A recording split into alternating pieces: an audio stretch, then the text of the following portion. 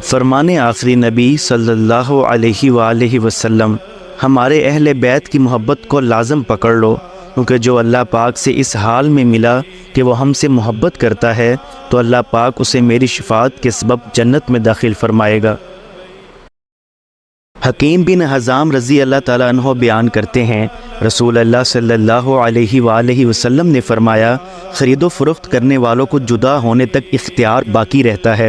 اگر انہوں نے سچ بولا اور مال کے بارے میں وضاحت کی تو ان دونوں کے لیے ان کی بیع میں برکت ڈال دی جاتی ہے، اور اگر انہوں نے مال کے نقص وغیرہ کو چھپایا اور جھوٹ بولا تو ان کی بیع سے برکت ختم ہو جاتی ہے۔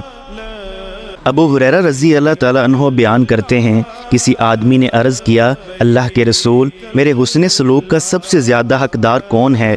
آپ صلی اللہ علیہ وآلہ وسلم نے فرمایا، تیری والدہ۔ اس نے عرض کیا، پھر کون؟ آپ صلی اللہ علیہ وآلہ وسلم نے فرمایا، تیری ماں۔ اس نے عرض کیا، پھر کون؟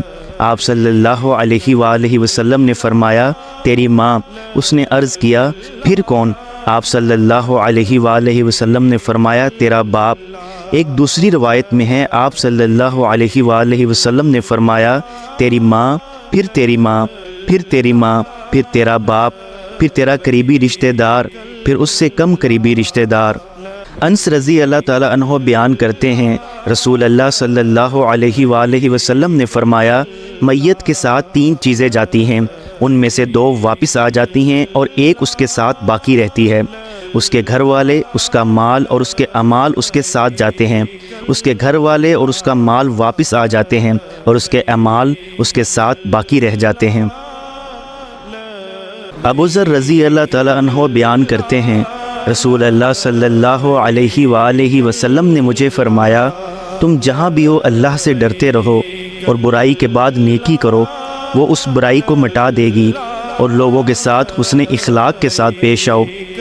انس رضی اللہ تعالیٰ عنہ سے روایت ہے کہ رسول اللہ صلی اللہ علیہ وآلہ وسلم نے فرمایا، جب مسلمان کسی جسمانی آزمائش سے دوچار ہو جاتا ہے تو فرشتے سے کہہ دیا جاتا ہے، اس کے وہ صالح عمل لکھتے چلے جاؤ جو وہ پہلے حالت صحت میں کیا کرتا تھا، اگر وہ اسے شفا بخش دے تو وہ اسے گناہوں سے پاک صاف کر دیتا ہے، اور اگر اس کی روح قبض کر لے تو وہ اسے معاف فرما دیتا ہے اور وہ اس پر رحمت فرماتا ہے۔ ابو ہریرہ رضی اللہ تعالیٰ عنہ بیان کرتے ہیں، رسول اللہ صلی اللہ علیہ وآلہ وسلم نے فرمایا، جس شخص نے کسی چیز کا جوڑا اللہ کی راہ میں خرچ کیا تو اسے جنت کے دروازوں سے بلایا جائے گا، اور جنت کے 8 دروازے ہیں۔ جو شخص نمازی ہوگا اسے باب الصلاۃ سے دعوت دی جائے گی، جو مجاہد ہوگا اسے باب الجہاد سے آواز دی جائے گی، جو اہل صدقہ میں سے ہوگا اسے باب الصدقہ سے بلایا جائے گا، روزہ دار کو باب الریان سے آواز دی جائے گی۔ ابو بکر رضی اللہ تعالیٰ عنہ نے عرض کیا، ویسے ضروری تو نہیں کہ کسی کو ان سب دروازوں سے بلایا جائے، پھر بھی کیا کسی کو ان تمام دروازوں سے دعوت دی جائے گی؟ آپ نے فرمایا، ہاں، میں امید کرتا ہوں کہ آپ انہی میں سے ہوں گے۔ ابو موسیٰ رضی اللہ تعالیٰ عنہ بیان کرتے ہیں، رسول اللہ صلی اللہ علیہ وآلہ وسلم اپنی ذات مبارکہ کے نام ہمیں بتایا کرتے تھے۔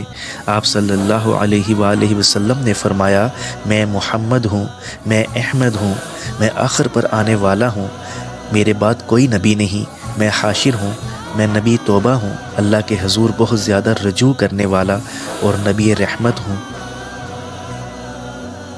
ابو ہریرہ رضی اللہ تعالیٰ عنہ بیان کرتے ہیں، رسول اللہ صلی اللہ علیہ وآلہ وسلم نے فرمایا، قرآن میں 30 آیات کی ایک صورت ہے، اس نے ایک آدمی کے بارے میں سفارش کی حتیٰ کہ اسے بخش دیا گیا، اور وہ سورۃ الملک ہے۔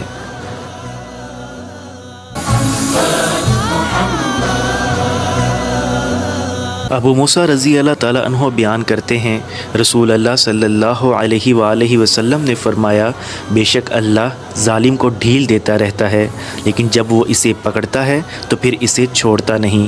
پھر آپ صلی اللہ علیہ وآلہ وسلم نے یہ آیت تلاوت فرمائی، تیرے رب کی پکڑ اسی طرح ہوتی ہے جب وہ بستی کے ظالموں کو پکڑتا ہے۔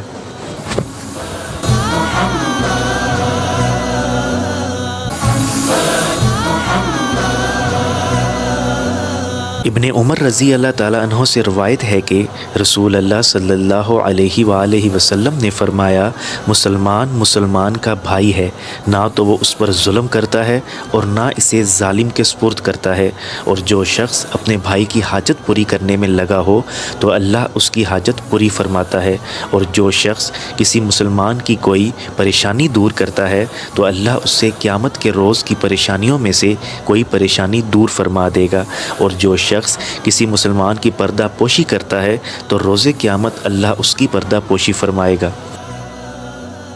ابن عباس رضی اللہ تعالیٰ عنہ سے روایت ہے کہ نبی کریم صلی اللہ علیہ وآلہ وسلم انہیں یہ دعا اس اہتمام کے ساتھ سکھایا کرتے تھے جیسے آپ انہیں قرآن کی سورت سکھایا کرتے تھے۔ آپ صلی اللہ علیہ وآلہ وسلم فرماتے، کہو اے اللہ، میں عذاب جہنم، عذاب قبر، مسیح الدجال کے فتنے اور موت و حیات کے فتنے سے تیری پناہ چاہتا ہوں۔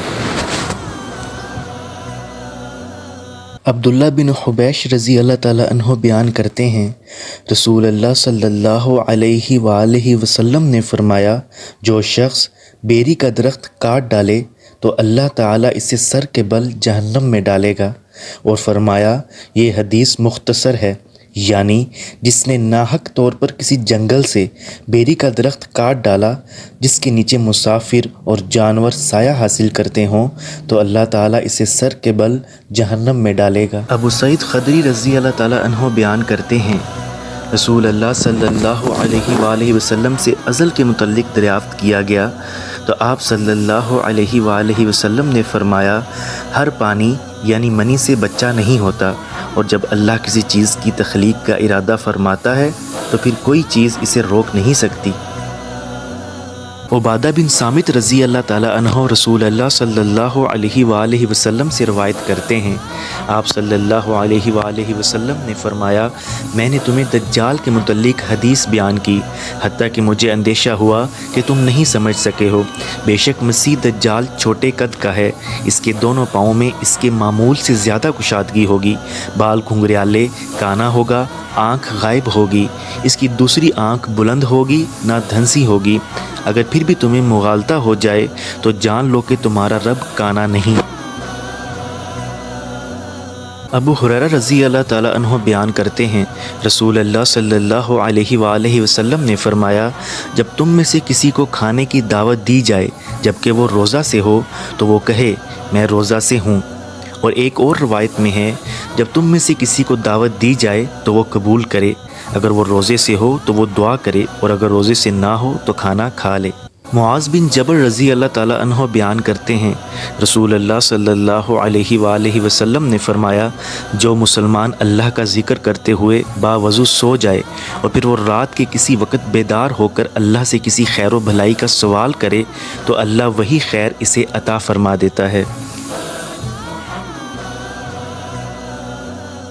عبداللہ بن عمر رضی اللہ تعالیٰ عنہ بیان کرتے ہیں، رسول اللہ صلی اللہ علیہ وآلہ وسلم نے فرمایا، جس شخص میں 4 خصلتیں ہوں وہ خالص یعنی پکا منافق ہے، اور جس میں ان میں سے ایک خصلت ہو تو اس میں نفاق کی ایک خصلت ہے، حتیٰ کہ وہ اسے ترک کر دے۔ جب اس کے پاس امانت رکھی جائے تو اس میں خیانت کرے، جب بات کرے جھوٹ بولے، جب عہد کرے تو عہد شکنی کرے، اور جب جھگڑا کرے تو گالی گلوچ پر اتر آئے۔ خالد بن ولید رضی اللہ تعالیٰ عنہ بیان کرتے ہیں، میرے اور عمار بن یاسر رضی اللہ تعالیٰ عنہ کے درمیان کسی معاملہ میں مکالمہ ہو گیا تو میں نے ان سے سخت لہجے میں بات کی تو عمار رضی اللہ تعالیٰ عنہ رسول اللہ صلی اللہ علیہ وآلہ وسلم سے میری شکایت لگانے چلے گئے۔ خالد رضی اللہ تعالیٰ عنہ آئے تو عمار رضی اللہ تعالیٰ عنہ نبی صلی اللہ علیہ وآلہ وسلم سے خالد رضی اللہ تعالیٰ عنہ کی شکایت کر رہے تھے۔ راوی بیان کرتے ہیں، خالد رضی اللہ تعالیٰ عنہ ان سے سخت لہجے میں بات کرنے لگے اور اس سختی میں اضافہ ہوتا چلا گیا، جبکہ نبی صلی اللہ علیہ وآلہ وسلم خاموش ہیں، کوئی بات نہیں کر رہے۔ اس پر عمار رضی اللہ تعالیٰ عنہ رو پڑے اور عرض کیا اللہ کے رسول آپ انہیں دیکھ نہیں رہے؟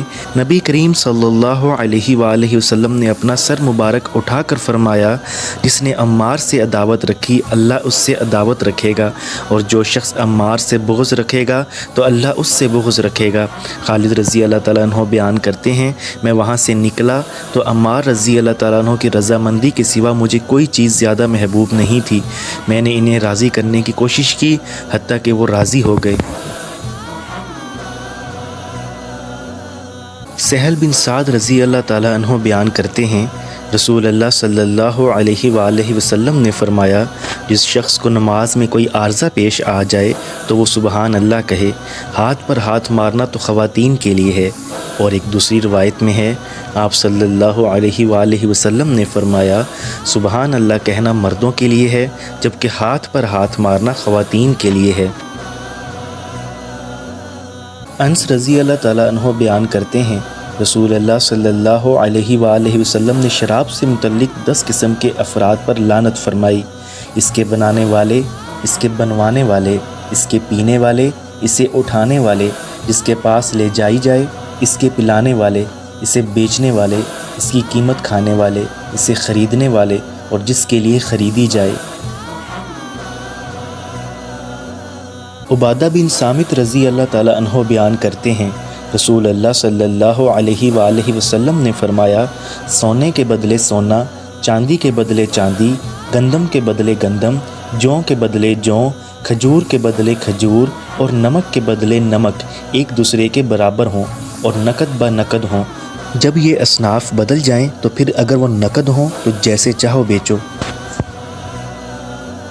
سلمہ بن اکوع رضی اللہ تعالیٰ عنہ بیان کرتے ہیں ہم نبی کریم صلی اللہ علیہ وآلہ وسلم کے پاس بیٹھے ہوئے تھے کہ ایک جنازہ لایا گیا۔ صحابہ نے عرض کیا اس کی نماز جنازہ پڑھائیں۔ آپ صلی اللہ علیہ وآلہ وسلم نے فرمایا کیا اس پر کوئی قرض ہے؟ انہوں نے عرض کیا نہیں، تو آپ نے اس کی نماز جنازہ پڑھائی۔ پھر آپ کے پاس ایک اور جنازہ لایا گیا تو آپ صلی اللہ علیہ وآلہ وسلم نے فرمایا کیا اس پر کوئی قرض ہے؟ عرض کیا گیا جی ہاں۔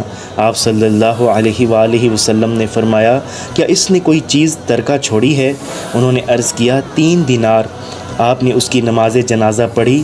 پھر تیسرا جنازہ لایا گیا تو آپ صلی اللہ علیہ وآلہ وسلم نے فرمایا کیا اس پر کوئی قرض ہے؟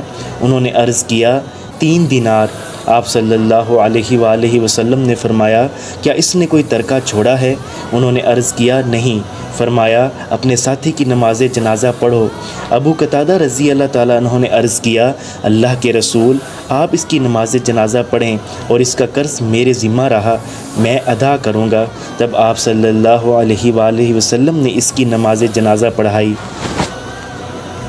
انس رضی اللہ تعالیٰ عنہ سے روایت ہے کہ رسول اللہ صلی اللہ علیہ وآلہ وسلم نے فرمایا جب تک زمین پر اللہ اللہ کہا جائے گا قیامت قائم نہیں ہوگی۔ ایک دوسری روایت میں ہے کسی ایک پر قیامت قائم نہیں ہوگی جب تک وہ اللہ اللہ کہتا ہو۔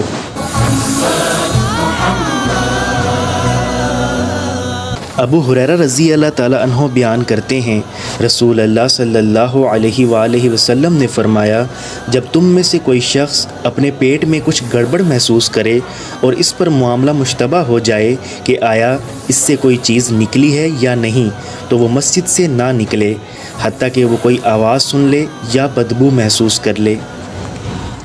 فرمان آخری نبی صلی اللہ علیہ وآلہ وسلم اے لوگو خوش دلی سے قربانی کیا کرو اور ان کے خون پر اللہ پاک کی رضا اور اجر کی امید رکھو اگرچہ وہ زمین پر گر چکا ہو کیونکہ وہ اللہ پاک کی حفاظت میں گرتا ہے۔ فرمان آخری نبی صلی اللہ علیہ وآلہ وسلم قربانی کے دن آدمی کا کوئی عمل خون بہانے قربانی سے زیادہ افضل نہیں مگر جب کہ وہ عمل صلہ رحمی کرنا ہو۔